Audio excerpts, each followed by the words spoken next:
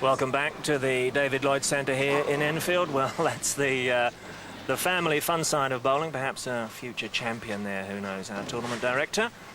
Just getting things organised. And one of our VIPs over from Holland, Han Heizeladorn, who does so much good work for us in providing us with coverage of the Dutch Masters Tour. We're into frame 7 now, and the British pair have their noses in front, but there's not much in it.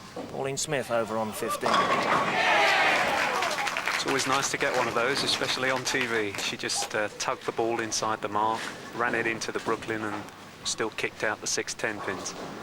Well, Pauline opened up in frame 1 with a 9 spare, but since then she struck every time she's got to the foul line, and she certainly is not going to let this British pairing down. Pauline and Jeff have been around the tournament scene for a long time, and they're working well together as a team here, John. Yeah, very well. There were always going to be a very difficult pairing to get past. I think everybody's surprised that they're in this position, bottom of the pile after the round robin.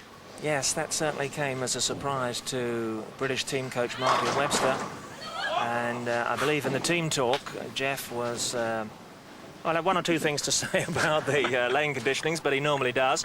Yeah. And Martin said, well, listen, you know, your results are speaking for themselves. The British have finished last here, and Tina and Phil are already through to the final. So it's up to you now to get out there and prove you can do it. Yes, and if I know Jeff, that won't have gone down well. He'll be out to prove a point, but they've got an awful lot of work to do. They've got to get past some of the best in Europe. Yes, well, they've got an opportunity here in frame 7 as Mickey there leaves that wobbly 8-pin that rocked and rolled but refused to go down, and that would have been a turkey for them. So their sequence of strikes breaks up in the 7th, and as we come now to the death in 8, 9 and 10, this could be the critical phase of the match. And certainly, as John said, a victory here for the British pairing means, well, they just step forward back into the arena with the next strong national team to come forward, and that will be the French waiting to win to beat the winners of this one. The French pairing of William Ravra and Annie Ostalier to meet the winners here. I wouldn't like to put my money on either the Germans or the British pairing at this point. No, what Norbert's got to do here is he's really got to give his team a boost and get a strike so they can work on getting a really good finish. He sent that one wide. Oh, that's a fabulous strike. He really trusted that shot.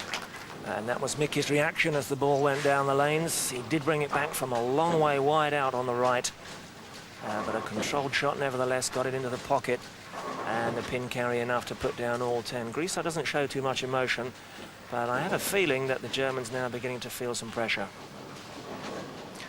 Well, they might be feeling it, but they've got to put the British under it. And this is one man right here on the approach who undoubtedly isn't going to flinch. He's been in this sort of situation so many times over the years. Oh, that's a great response. A really crisp strike shot to the pocket, but as you saw there, the result was that he still left the 10-pin. Yes, and last time he was up there, it was the 2-5 he left. So was there an overcompensation that time, perhaps, John? No, I don't think so. With the ball finishing so hard on these plastic lanes, it's a characteristic that's quite common. You can see there, Jeff was none too impressed with leaving the 10-pin. But Martin Webster more than impressed with the conversion that carries the 10. And that's the British team coach there firing up the boys. And perhaps, as we were saying there, a little bit of psychology from Webster in the break here to just sting Buck and Smith into some real action down here, because it's certainly a surprise to them, I'm sure, that they have finished last in the standings as we go into the stepladder series.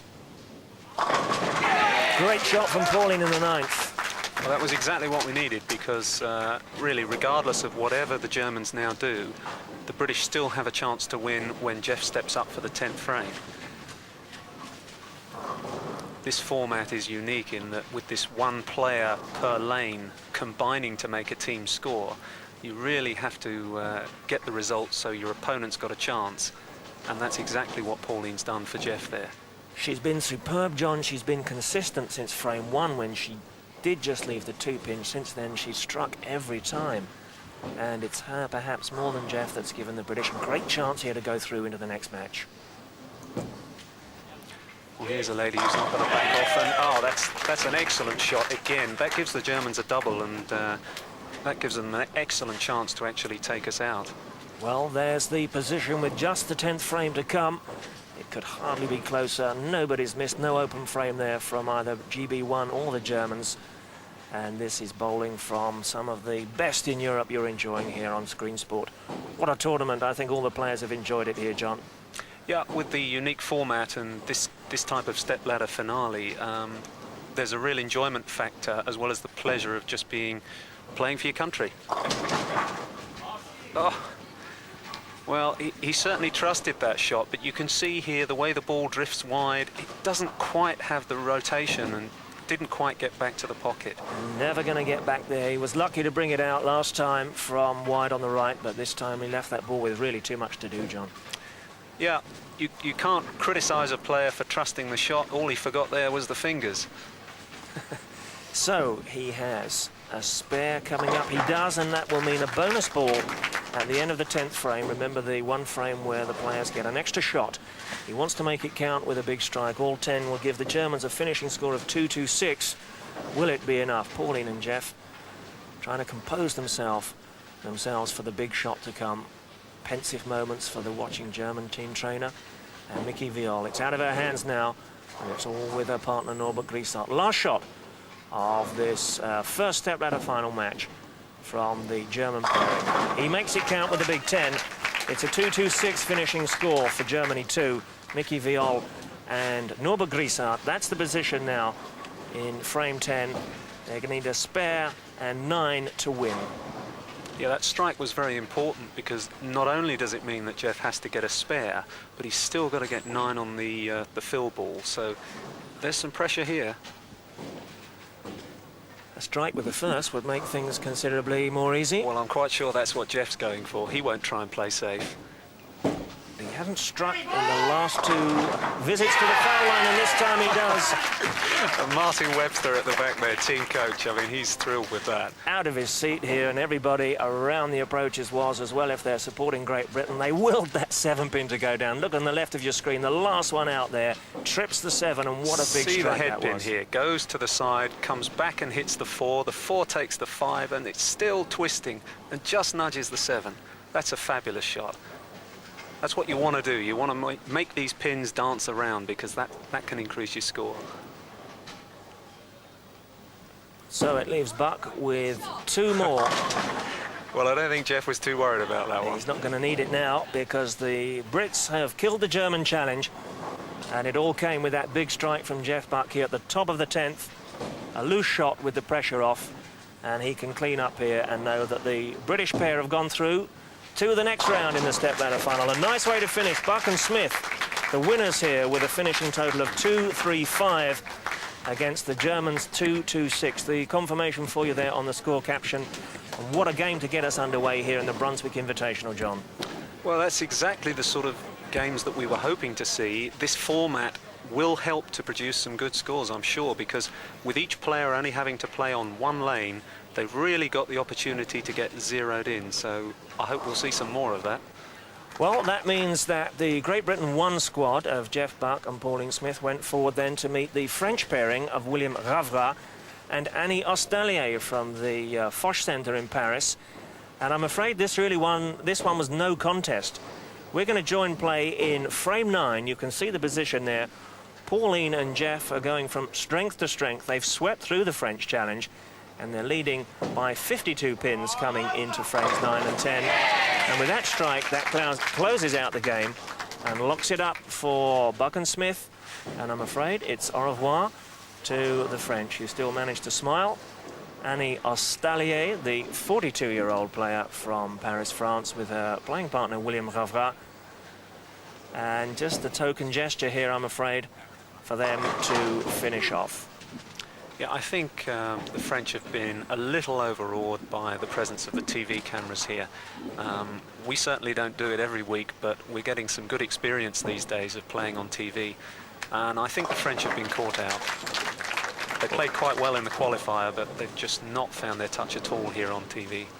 They finished in 6th place after qualifying, but in this game earlier on, they in fact had 3 open frames. and they came in frames 2, 3 and 7.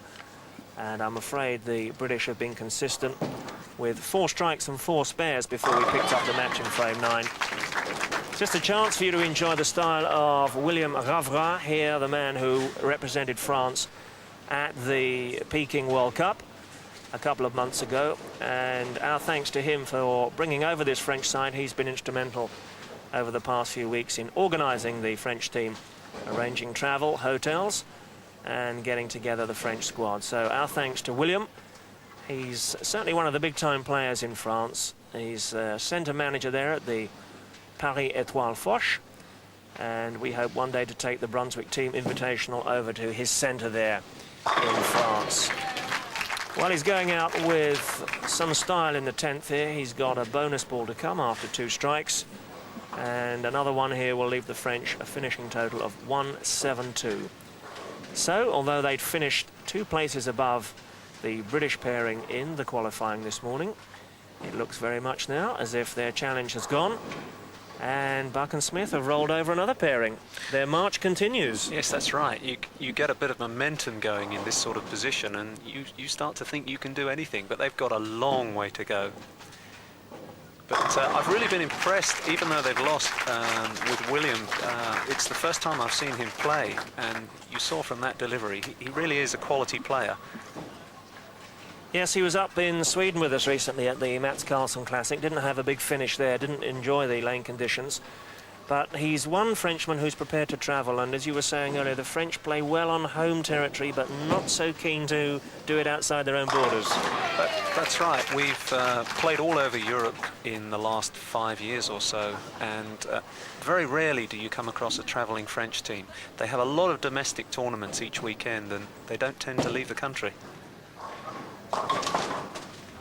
Well, Buck won't mind too much about the big split here at the end of the 10th, because they've done the talking in the early part of this game, and the French never recovering from 3 open frames. That's been the damage. The British are posting another 200-plus score here, and we've seen very often in stepladder formats before that a player who comes in 5th or 4th position, once he gets the momentum rolling, very often sweeps the field. There's the conclusion to match number 2, and a formality, as we said, 220 playing 172. So 48 pins, the winning margin for Buck and Smith, who now go forward to meet the Dutch pairing of Angelique de Wind, the current European singles champion, and the vastly experienced Ton Plummen. It's Holland against Britain. The next time you join us here from the Brunswick Team Invitational.